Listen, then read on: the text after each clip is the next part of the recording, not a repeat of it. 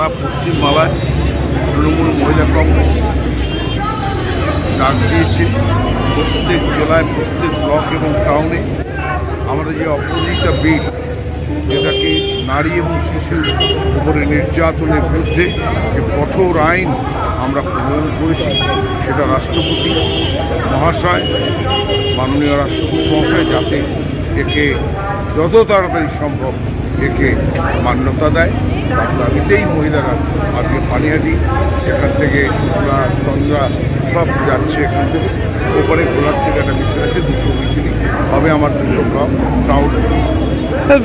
অনেক দিন তো হয়ে গেছে বিলটা পাঠানো হয়েছে, তার জন্যই তো আমরা বিলটা পাঠানো, তার জন্যই আমরা পথে নামছি।